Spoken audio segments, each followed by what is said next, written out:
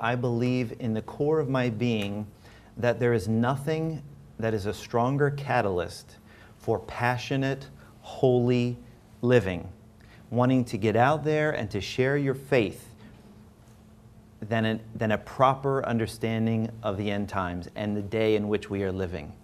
And digging into eschatology, digging into a study of the last days can be such a catalyst to give us that motivation, that excitement, that enthusiasm to know the times in which we are living. And you should know that there are hundreds of millions of people that are 5 times a day turning and praying to this pagan, idolatrous system. And it is absolutely tragic. Here you see a larger crowd, again, circumambulating during the Hajj, but people come all through the year, not just once a year. People can come, it's called the Umrah. They come different times of the year to worship there. Now, I want you to see, this is where we're going to get into, and it's very important. We're going to get into see, not only is this a religious center, but it is being turned into an unbelievable economic powerhouse, the likes of which the world may have never seen before. You see the cranes that are going on? They are completely transforming Mecca. In the middle of the desert, you see the Kaaba in the center. They are creating platforms so that many, many more millions of people can come. And the Saudi government, by the way, is getting rich off of all the pilgrims coming. That's important for later in the discussion. So you can see all the cranes that they're doing. They have essentially, watch this, they have essentially, here is the Kaaba in the center, bulldozed most of central Mecca to make way for the 4th tallest tower on planet Earth, which is a clock tower dedicated to Allah with a moon observatory at the top and the lunar, or the crescent moon, of course, you can see at the top. The largest clock tower on planet Earth, 4th, I believe, largest, tallest building in the world. It's made up of 7 towers. Of course, the clock tower in the center is the largest of the 7 towers. By square footage, it is the largest building on planet Earth. The largest building on planet Earth. Now you can see they are completely transforming the whole center around the Kaaba. And what they are doing out in these locations here, they are building skyscrapers, towers, for very, very, very wealthy Muslims around the world to buy a piece of Mecca to come. Just to give you a framework of how large that structure is, here's a different view of it. By the way, the main tower is a 4 Seasons hotel. There is a Hilton hotel and about 4 or 5 other major hotel chains that are there. And inside of this largest building on planet Earth are 4,000 shops. 4,000 shops as part of the complex. The monarchy of Saudi Arabia is planning on completely transforming Mecca. And they are using the religious system of Islam to build something economically that has never been seen before. It is absolutely astounding what is going on in Mecca. Now, I want to point out to you that Mecca, you can see, is an inland city. And for those of you who are thinkers, and you read the description in Revelation 17 and 18, there's a seaport that's involved in all of this. And how is it possible that Mecca could fit the description when there's a seaport? I can smell the wood burning out there. I know you're thinking it. Mecca is about 40 miles from the Red Sea.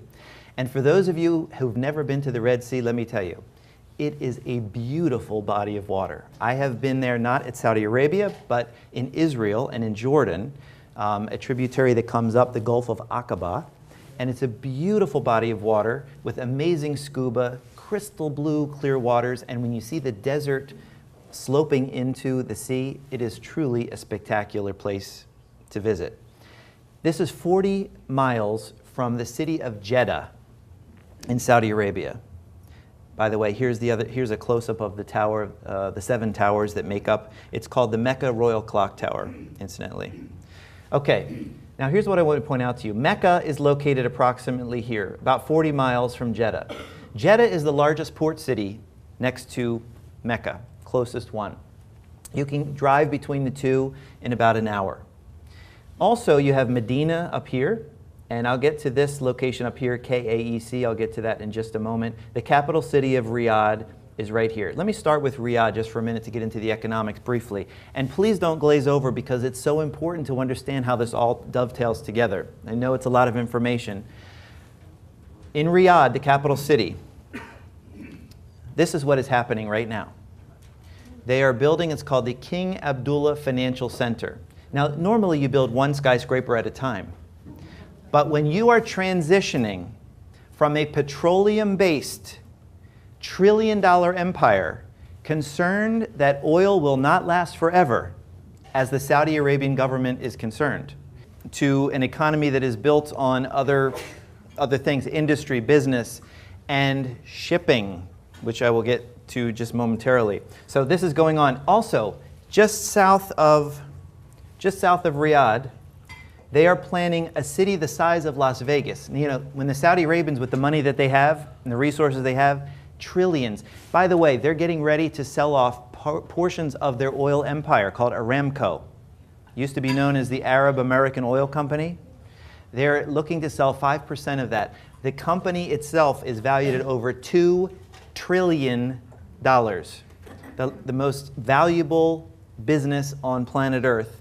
They're just selling a portion of it, and they're going to be able to fund anything their hearts desire. If I had the time to tell you about all the excesses of the monarchy and the Saudi Arabians, you would just be shocked. Gold-plated cars, billion-dollar mansions, all over the world. Every excess you can imagine, and many of them vile excesses too. But just south of Riyadh, they're building a city like Las Vegas. The new, and this is what's shocking, the new head of Saudi Arabia, King Salman, he's a younger Saudi monarch. He has said, I want to build like a Las Vegas-style city just south of the capital city because a lot of young Saudi Arabians have a very low median age, by the way, and a lot of Saudi Arabians, they want to go other places and do other things. He wants to have all the entertainment for them right there in the center of Saudi Arabia for them to enjoy just south of the capital city. As a matter of fact, they're building a Six Flags that's going to cost $750 million. Just to the south of Riyadh, it's in the plans. Now, over here to Jeddah. Not to be outdone, you know, Mecca has the 4th tallest skyscraper in the world. By the way, over here, which technically is part of the Arabian Peninsula, is Dubai. Have you heard of Dubai? And the booming Dubai, you know, the tallest building in the world is the Burj Dubai, the tower that sits right over in here. That's all part of the Arabian Peninsula. We have different borders today, but it's all part of the Arabian Peninsula biblically. Tallest building in the world is over here. 4th tallest building just constructed in Mecca in the last few years, the Royal Clock Tower.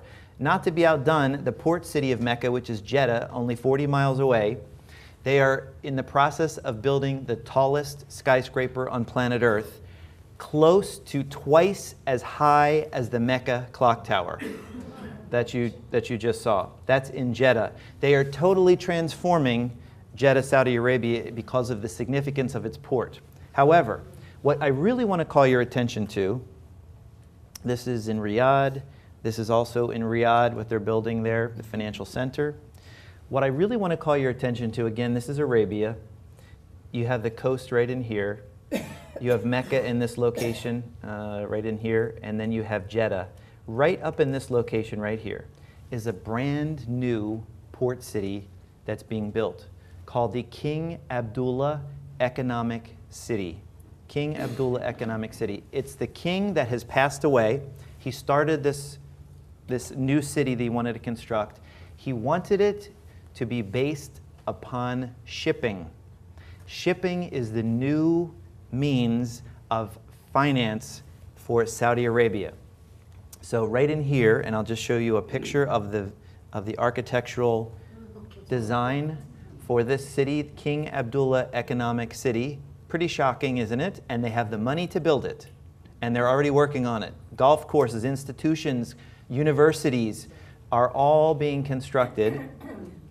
in that location. But the major emphasis is shipping. I want to read this to you. With its strategic location and state-of-the-art technologies, all managed by national and global experts who strive to offer the best possible services, King Abdullah Port has earned its place at the heart of the world's major shipping lines, all within a solid plan that will bring to reality its vision of becoming one of the largest ports in the world. There are plenty of aspects that set King Abdullah Port apart from others in the region, on top of which is its strategic location, says Abdullah, and I won't try to pronounce his name, the head of the Ports Development Company. Listen to this. Some 20 to 25 of the world's non-petroleum trade passes through the Red Sea, which translates into about 730 million tons of freight on more than 11,000 vessels, having passed through the Suez Canal in 2015. And of course, the Suez Canal is at the north end of the Red Sea, through Egypt and out to the Mediterranean Sea. 11,000 vessels in 2015. Is it coming into focus now as we read the book of Revelation? Let's go on. Given these astounding figures, King Abdullah's port's strategic location in the Red Sea is bound to make it the premier gateway for goods into Saudi Arabia and the emerging markets of neighboring countries, and a hub for the transshipment industry in Middle Eastern ports and beyond. Did you get the wording? It is bound to make it the premier gateway for goods into Saudi Arabia. And in Revelation 17 and 18, what are the merchants when they see the smoke of her burning and they see the devastation? They're in their ships far off, looking at the smoke of her burning, and they are wailing, and they say, who is going to buy our stuff anymore? Amen. It's an absolute parallel. This is part of that city, and this is called Financial Island. This is Saudi Arabia's concept of what they plan to do to bring the world's banking system to King Abdullah Economic City on the Red Sea, perfectly positioned as a major port next to the city of Jeddah and the religious center of Mecca in Saudi Arabia. Now, I'm going to just go back briefly to show you something.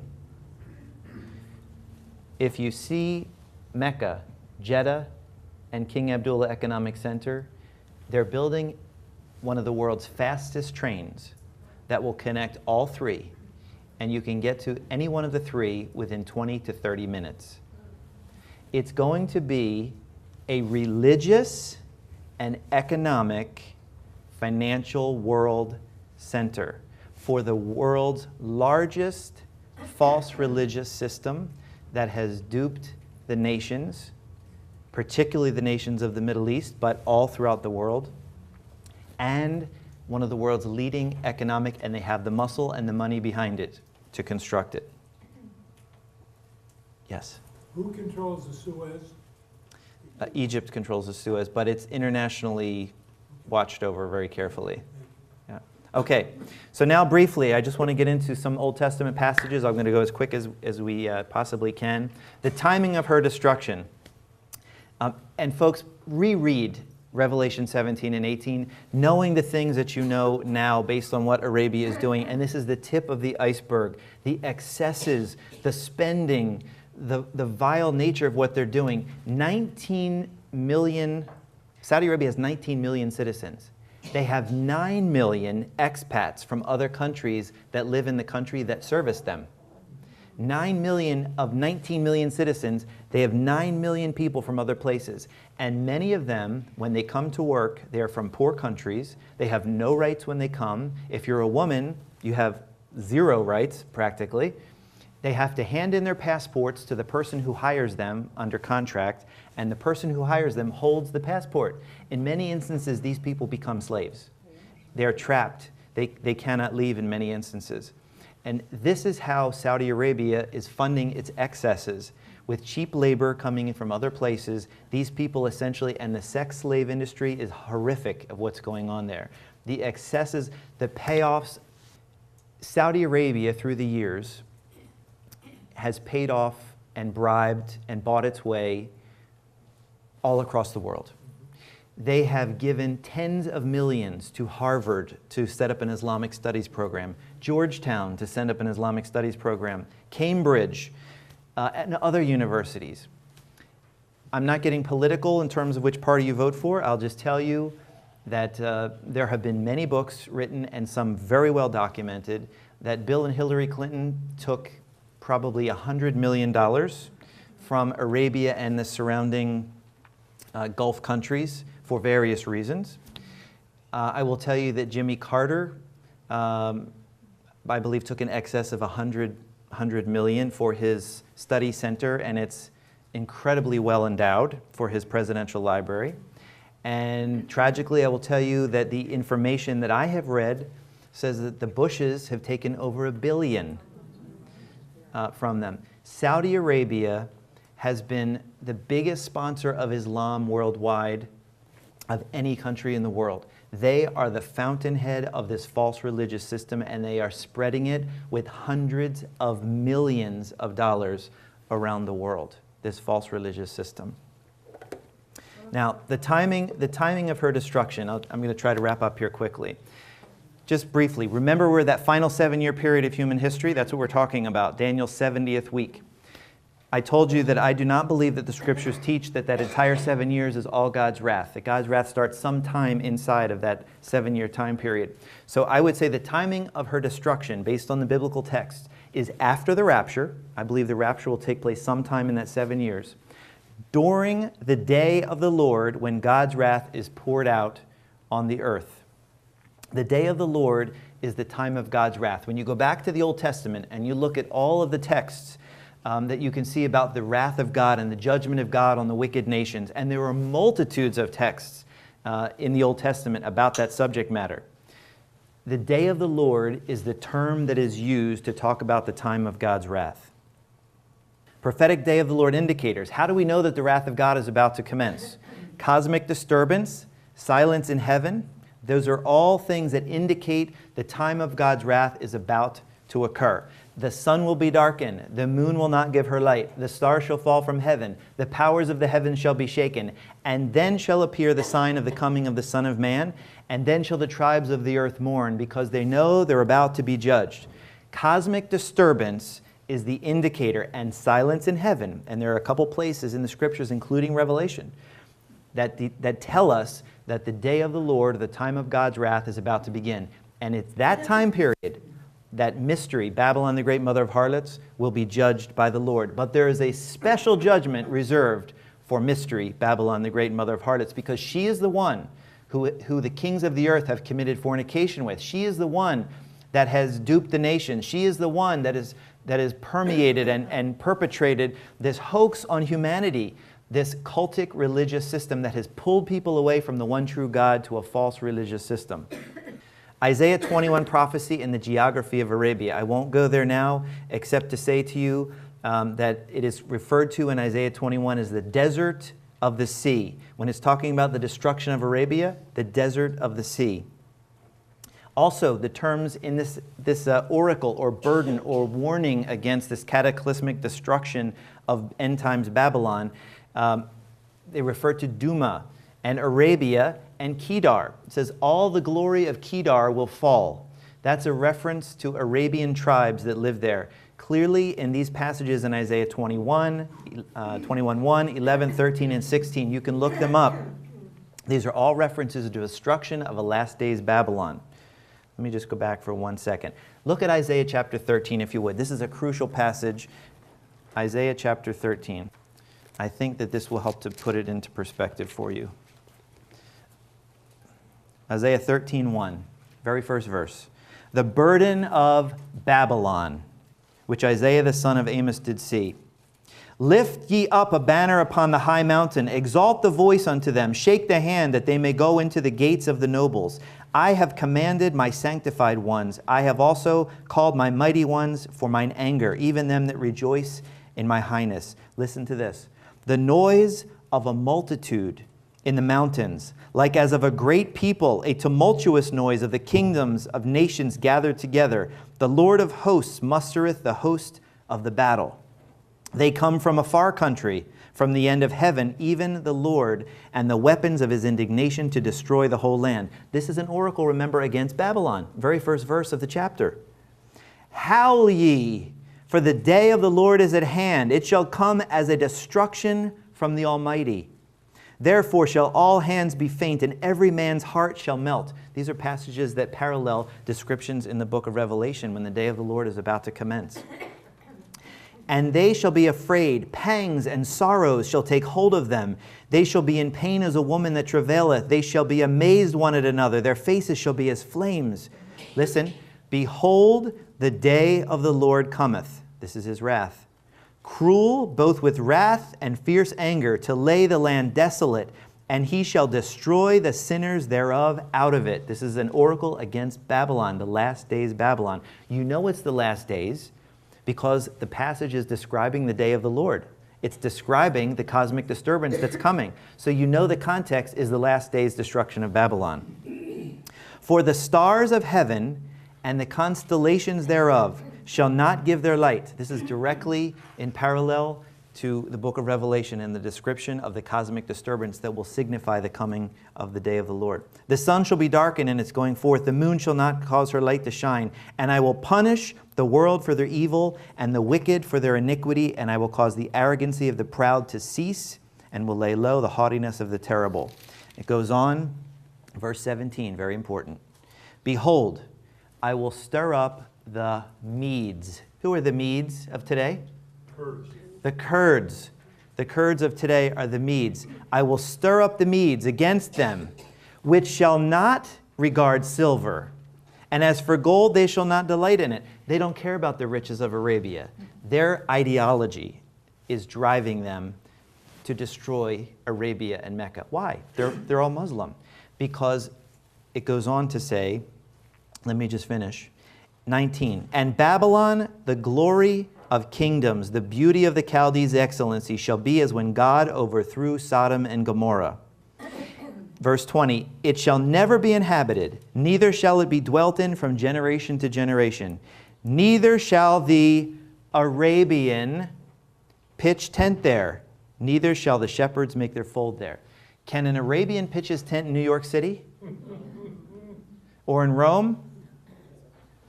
That's the point I was telling you. If you're just reading Revelation 17 and 18, and you look at the economics of it, you say, this could be New York. But there is a religious component. Remember, she's drunk on the blood of the saints, of the Jews and of believers. This is a religion throughout the last 1,400 years that has slaughtered countless Jews and Christians throughout world history. This is the religion of Islam, not a religion of peace. So I just wanted to leave that with you. Isaiah chapter 13, I think a critical passage. Isaiah 21 is another one. And in Isaiah 21, the pronouncement is made exactly as it's made in Revelation 17 and 18. Babylon is fallen, is fallen. Also in Jeremiah 49, listen to this. The earth is moved at the noise of their fall, and the cry of the noise is heard in the Red Sea. In the Red Sea. And the description in Revelation 17 and 18, the merchants of the sea were wailing as they stood afar off for fear of being pulled into her torment as they see her burning forever. In an ultimate sense, and this is the last slide, in an ultimate sense, what we are looking at is a tale of two cities and two women. There is a contrast that is being made between a wicked prostitute, which is the harlot, Mystery Babylon, mother of harlots, the greatest perpetrator of a false religious system that the world has ever known. And the fountainhead of that false religious and economic system is in Mecca, Saudi Arabia. It is a counterfeit of everything that Satan knows that God will do ultimately in Jerusalem. And the contrast is between a wicked prostitute who sits in the desert. Remember, John is called into the desert to see this great vision? That's not incidental. He's called into the desert because Mecca sits in a desert. And the contrast is between a wicked prostitute and a pure bride. Look with me, if you will, at Revelation 21, and then we will close. Revelation 21:1. And I saw a new heaven and a new earth, for the first heaven and the first earth were passed away, and there was no more sea. And I, John, saw the holy city, New Jerusalem, coming down from God out of heaven, prepared as a bride adorned for her husband. Skip over to verse 9. And there came unto me one of the 7 angels which had the 7 vials full of the 7 last plagues, and talked with me, saying, Come hither, and I will show thee the bride, the Lamb's wife. And he carried me away into the Spirit to a great and high mountain, and showed me that great city, the holy Jerusalem, descending out of heaven from God. This is a contrast between the city of Satan and his counterfeit system, trying to usurp what rightfully belongs to the one true God, Yahweh, and the description of God and his final kingdom that will reign for 1,000 years, the New Jerusalem that will descend from heaven over the city of Jerusalem as we know it today, completely changed, completely transfigured, a new heaven and a new earth, with those of us who have trusted in Jesus Christ, worshiping him at his feet for 1,000 years. Thank you so much for your time, and I hope that that was helpful for you tonight.